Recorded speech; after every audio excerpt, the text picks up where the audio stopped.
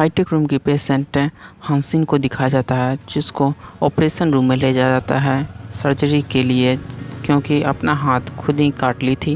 और operation room में young पाल operation कर रहा होता है एक पेशेंट का जान बचाने के लिए, एक्सरे बोल के, और उसका साथ दे रही होती है नर्स। जब वे सुनते हैं कि कोई आ रहा है तो सारे लाइट ऑफ कर देता है ऑपरेशन रूम का, और बीच में ही रुक कर बाहर झाँकने लगता है यंग पाल।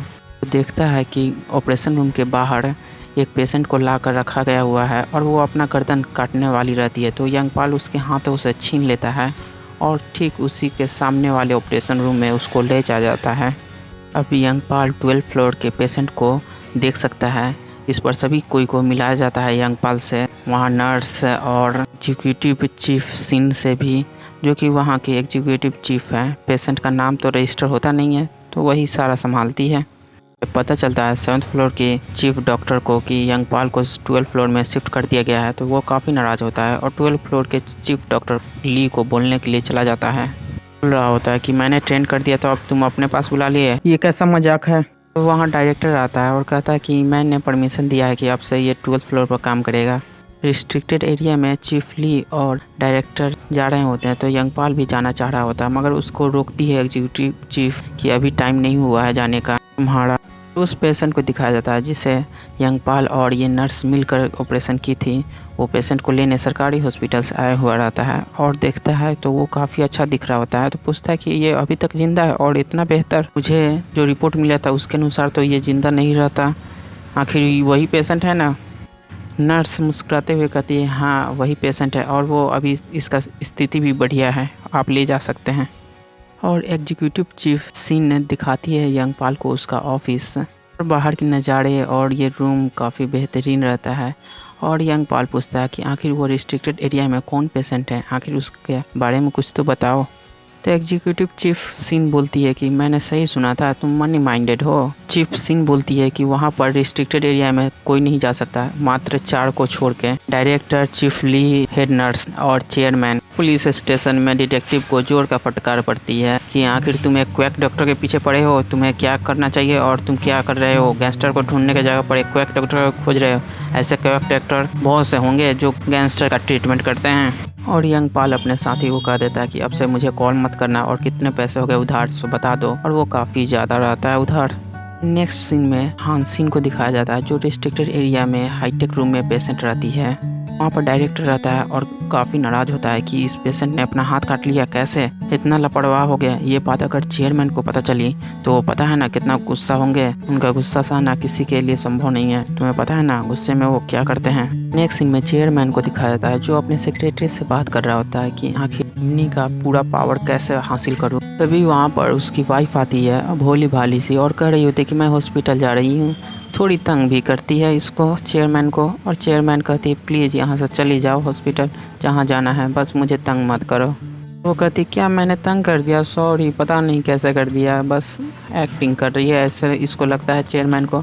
और अपने सेक्रेटरी से कहता है कि इसके बारे में पता करो कि आखिर क्या कर रही है। उसका सेक्रेटरी कहता है इनके बारे में क्या पता करना, ये तो काफ़ी भोली है, इन्हें क्या पता कंपनी के बारे में। कंपनी का पावर 3 हाथों में है शेयर का, एक चेयरमैन, एक इसके वाइफ के परिवार वालों के पास, और दूसरा हांसिन जो मरीज बन के हाईटेक रूम में है हांसिन। और चेयरमैन की वाइफ हॉस्पिटल पहुंचती है और वो काफ़ी नखरे वाली रहती है और रोब झाड़ते रहती है, और हॉस्पिटल पहुंचने पर पता चलता है कि उसका रूम किसी और को दे दिया गया है। वो काफ़ी नाराज़ होती है। तो वहाँ पर एग्जीक्यूटिव चीफ सीन आती है और उसे शांत करते हुए कहती है कि वहाँ पर एक्टर आए हुए हैं, क्या आप मिलना चाहेंगे। इस पर तो वो काफ़ी खुश होती है और कहती है कि हाँ मिलना चाहूँगी। और वो एग्जीक्यूटिव चीफ कहती है कि हाँ चाय पर मिलाता हूँ आपको। और चेयरमैन की वाइफ अलग एक रूम में जाती है तो वो बात करने लगती है अपने फादर से और कहती है कि ये कुछ ना कुछ ज़रूर प्लान कर रहा है, संभल के देखते रहिएगा। एक तरह से ये जासूसी कर रही है और ना ही ये कहीं भोली है। और ये सारी बात अपने फादर और अंकल को बताती है, और उसके अंकल इसको मैडम कहती है। तो ये कहती है कि पर्सनल बात करते समय मैडम कहा नहीं कीजिए अंकल। इसके अंकल प्रेसिडेंट को रहते हैं और हमेशा की तरह हाईटेक रूम में पेशेंट हांसिन के लिए खाना आता है, मगर हेड नर्स खाती है खाना। मन ही मन सोचती है कि जिसने मुझे मरने से रोका है मैं उसे छोड़ूंगी नहीं, उन सबको मार डालूंगी जिसने मेरे साथ बुरा किया और मरने से रोका। एक तरह से इसे सुला कर रखा गया हुआ है, ये सुन सकती है, सब कुछ समझ सकती है, दिमाग सब चल रहा है, मगर ये उठ नहीं सकती। कैंटीन एरिया में यंगपाल जाता है खाने के लिए, बैठता है जूनियर के पास, तो जूनियर सब उसे इग्नोर करके जाने लगते हैं क्योंकि अब ये 12 फ्लोर पर चला गया है। सब कोई सोचते हैं कि ये पैसों के लिए 12 फ्लोर पर गया है, ये केवल हम लोग को भूल गया, हम लोग के साथ क्या बैठेगा। मगर उसके पास हेड नर्स आती है, बैठती है और कहती है कि आपके बारे में सभी कोई गलत समझते हैं। यंगपाल कहता है कि मुझे फ़र्क नहीं पड़ता और वो अपना खाने लगता है। हेड नर्स कहती है कि मैं तो आपकी फ़ैन हो गई। नेक्स्ट सीन में दिखाया जाता है यंगपाल अपना बैग लेकर जा रहा होता है, तभी उसको चीफ डॉक्टर देख लेता है और कहता है कि एक समस्या है, बस तुम ही सॉल्व कर सकते हो और तुम जाकर बाहर ट्रीट करोगे, हाउस कॉल। उसके बैग में ब्लड वो रख देता है, न जाने पेशेंट को कौन सी ब्लड की ज़रूरत पड़ेगी। एग्जीक्यूटिव चीफ सीन कार लेकर आती है उसे ले जाने के लिए और वो काफ़ी तेज़ चलाती है और सारा डिटेल बता रही होती है पेशेंट के बारे में। पड़ता है यंगपाल भी ज़ोर से पकड़ा हुआ रहता है, फिर भी काफ़ी तेज़ रहता है और वो सीक्रेट डोर के जरिए पेशेंट के रूम में पहुंचता है। यंगपाल देखता है तो ये तो पुलिस केस वाला मामला है, तो वो एग्जीक्यूटिव चीफ सीन को बोलता है, तो वो कहती है कि हमें उससे मतलब नहीं है, बस हमें एक काम करना है और यहाँ से चल देना है, पेशेंट के पास्ट के बारे में हमें नहीं जानना। मगर ये करने से मना कर रहा होता है, मगर सीन के ज़बरदस्ती कहने पर वो करना शुरू कर देता है। मगर चाकू लगाने से पहले ये सीन बोलती है कि अभी नहीं, बस सिग्नेचर लेने दो पहले, नहीं तो कुछ भी हुआ तो तुम्हारे पर रिक्स आ जाएगा। मगर उससे पहले ही चाकू लगा देता है यंगपाल। सिचुएशन में यंगपाल तो उसका ट्रीटमेंट कर देता है कि जान बचा हुआ रह जाए लड़की का, और उस लड़के को भी जख्मी कर देता है और न्यूज़ आ रहा होता है कि इन दोनों को कोई जख्मी करके भाग गया है, एक्ट्रेस को और वो लड़के को। और वापस जाते समय सीन बोलती है कि क्यों ना तुम डायरेक्टर से कहो तो तुम्हें रिस्ट्रिक्टेड एरिया में जाने की अनुमति मिल जाएगी। डायरेक्टर से मिलता है तो डायरेक्टर काफ़ी खुश रहता है यंगपाल से कि काफ़ी अच्छा काम किया तुमने, अब नया काम भी हम लोग शुरू देख सकते हैं, अब हॉस्पिटल में ही नहीं हॉस्पिटल के बाहर भी मरीज़ देख सकते हैं। और वहाँ पर डॉक्टर चीफ ली वो मना कर रहा होता है कि इसको रिस्ट्रिक्टेड एरिया में नहीं जाने देने के लिए, मगर डायरेक्टर कह देता है इसको सब कुछ पता है तो जाने दो। डायरेक्टर बोलता है अब तो तुम घर जाकर भी ट्रीटमेंट करोगे तो अपना हुलिया चेंज कर लो, और वो फैशन डिज़ाइनर के पास जाता है तो वो देखकर कहता है ये कहाँ से गंवार को ले आए, और उसे पूरा मेक ओवर करता है। उसको एक गाड़ी भी मिलती है, आखिर घर जाकर ट्रीटमेंट करना जो है या कहीं भी जाकर।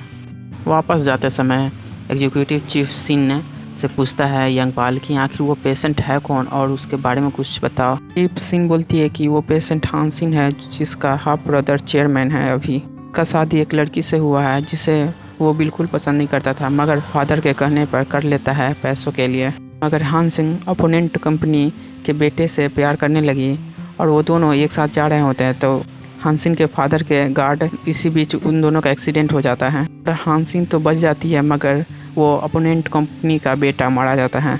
और यंगपाल नए रूप में हॉस्पिटल आता है तो सब कोई देख कर तंग होते हैं कि काफ़ी स्मार्ट दिख रहे हो। जो नर्स उसे पसंद करती थी वो कहती है कि काफ़ी अच्छे दिख रहे हो। नेक्स्ट सीन में चीफ डॉक्टर ली के साथ यंगपाल जा रहा होता है रिस्ट्रिक्टेड एरिया में, और इन दोनों को जाते हुए देख रही होती है चेयरमैन की वाइफ, जिसे वहाँ पर जाने की भी अनुमति नहीं है। और यंगपाल रिस्ट्रिक्टेड एरिया हाईटेक रूम में पहुँचता है तो वहाँ पर विश करता है पेशेंट को कि मेरा नाम यंगपाल है, और उस पेशेंट को देखकर चौंक गया हुआ रहता है उसका स्थिति। और वो पेशेंट नाम यंगपाल सुनती है तो उसको अलग सा लगता है और मन ही मन बोलती है यंगपाल।